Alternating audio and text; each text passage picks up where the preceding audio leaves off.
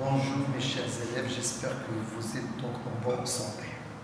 Aujourd'hui, on va aborder les deux derniers cours qu'on va engendrer dans un seul cours, s'agissant donc de comment contrôler l'état d'évolution d'un système. On va l'introduire dans des exemples en chimie organique. Le nom du cours qu'on va prendre, c'est estérification et hydrolyse. Estérification et hydrolyse.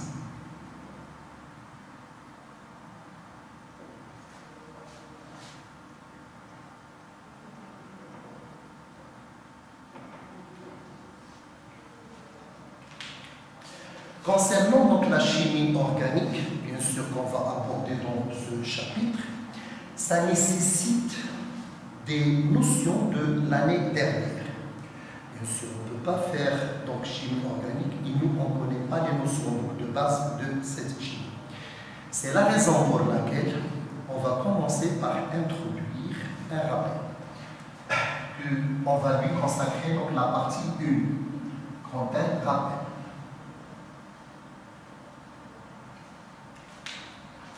Tout d'abord, on va se demander qu'est-ce que ça veut dire le mot chimie organique. Chimie organique, c'est une chimie qui s'intéresse à des composés contenant essentiellement l'atome de carbone et l'hydrogène.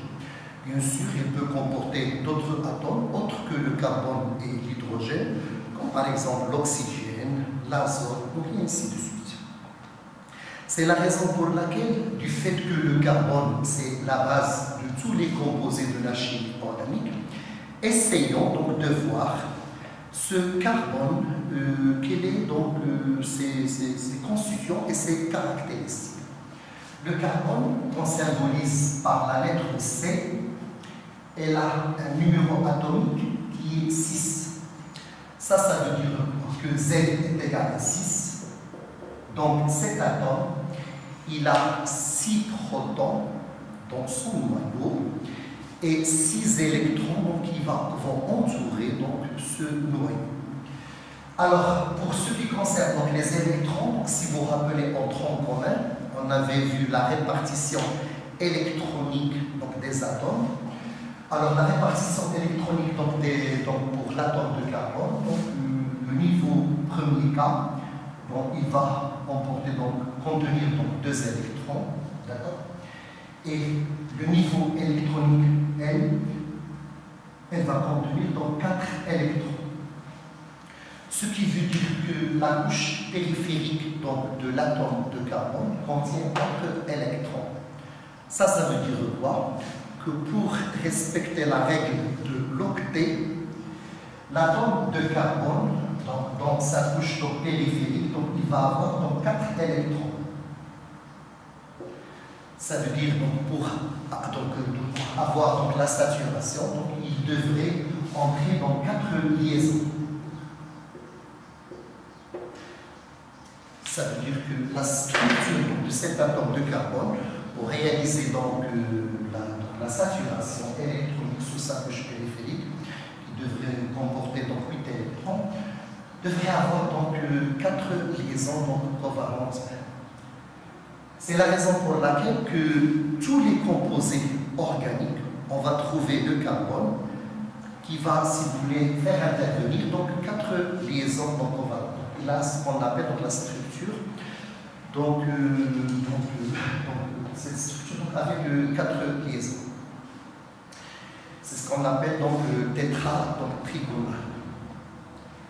Alors, s'il vous plaît, avant de commencer notre rappel, la première des choses qu'on va faire, c'est de parler du composé, de la famille de base de la chimie organique. Ce sont les alcanes. C'est à partir des composés alcanes que nous, on va introduire tous les autres composés organiques. Les alcanes sont des hydrocarbures. Ça veut dire quoi des hydrocarbures?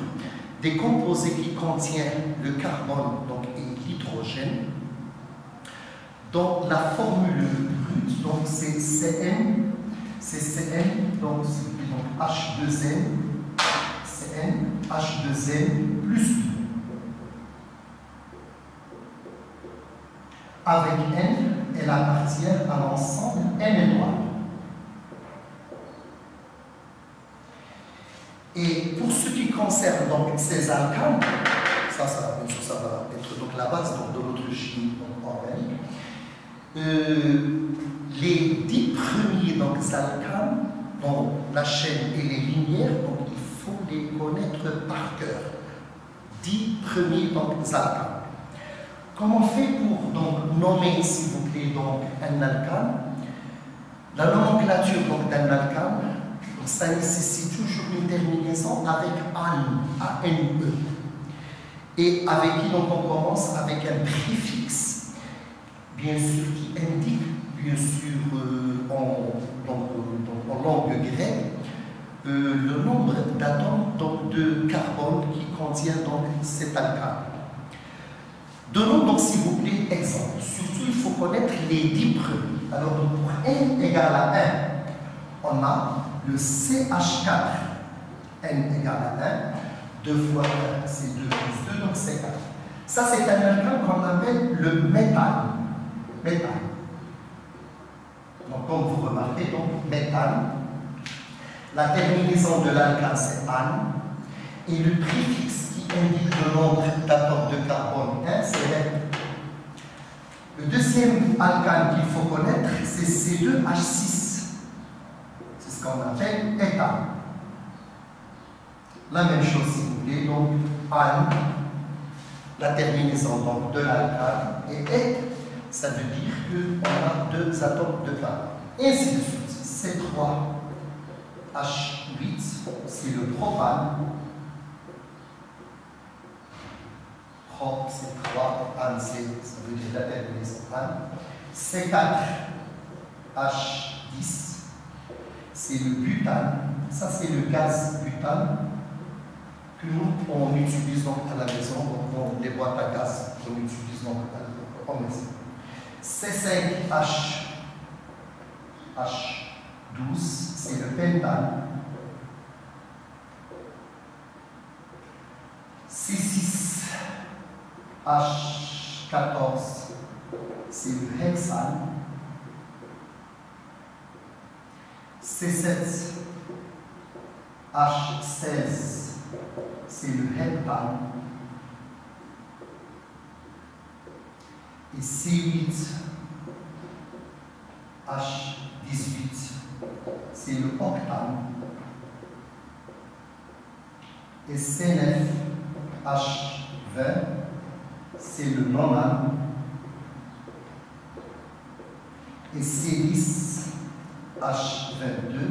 c'est le décane.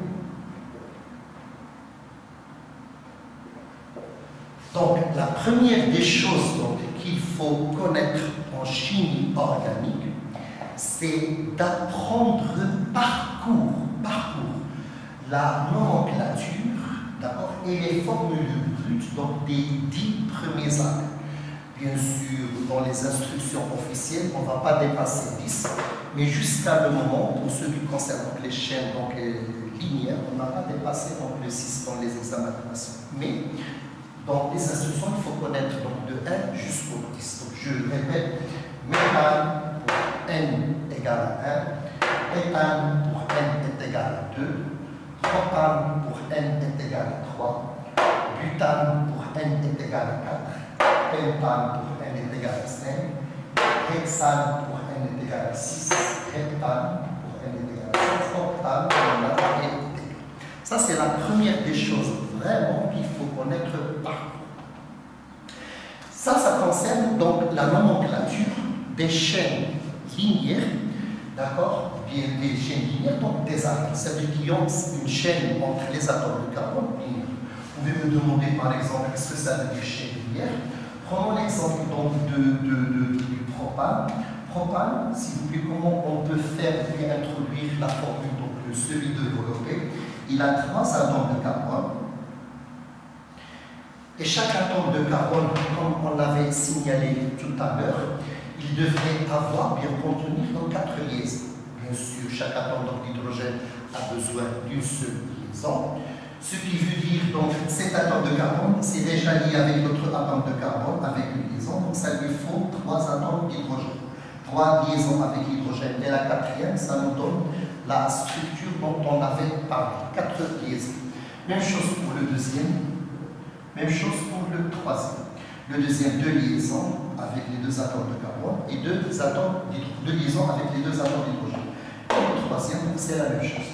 Ces 4 H10 de la même manière, 4 atomes de carbone, et chaque atome de carbone, elle a besoin de 4 liaisons. 3, ici c'est 2, et ici c'est 3. Alors, cette notion donc, de nomenclature que j'ai signalée pour des chaînes linéaires, ça veut dire des chaînes où on n'a pas des radicaux, où on n'a pas des chaînes, ce qu'on appelle des chaînes ramifiées, comme ça, des chaînes qui sont linéaires.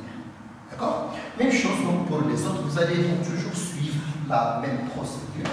Introduire une chaîne qui contient le nombre d'atomes de carbone et compléter, s'il vous plaît, chaque atome de carbone au point de vue liaison par le nombre de liaisons qu'il lui faut avec l'hydrogène.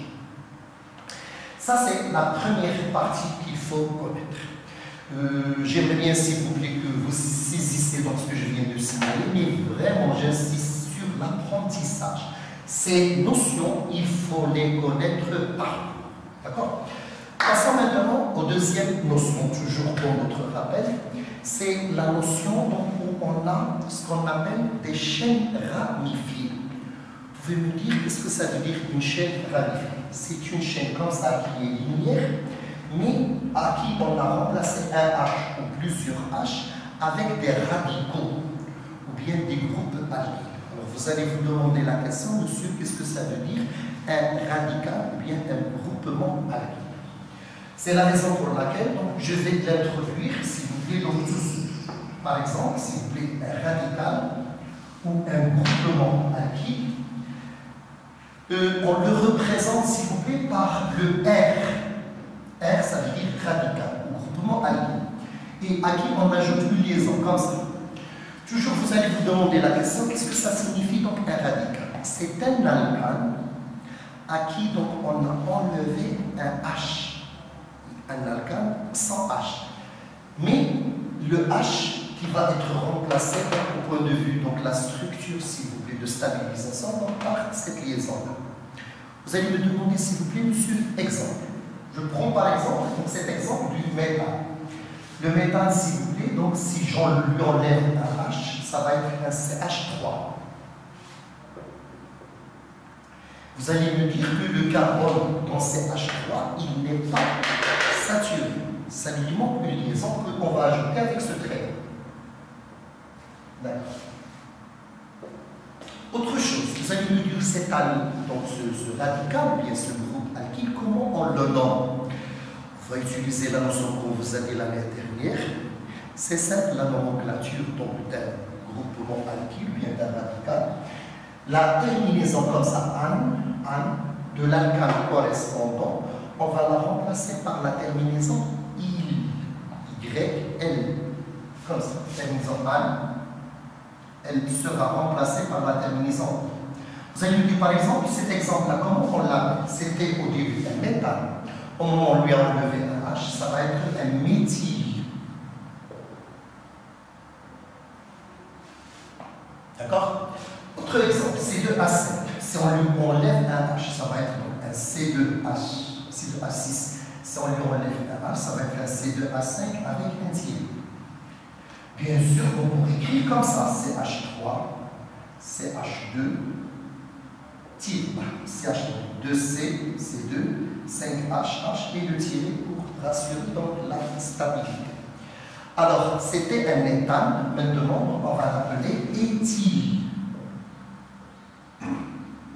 Donc c'est ça. Alcane, on va la remplacer par alkyle. Ça c'est pour ce qui concerne donc, le groupe donc, radical ou bien le groupe alkyle. Maintenant, passons à un alcane où, d'accord, on aura une chaîne qui est ramifiée. Une chaîne qui va contenir comme ça donc, des radicaux. Comment on va la nommer? Je vais donner un exemple. Je vais prendre par exemple Les isomères qui se trouvent par exemple dans le butane.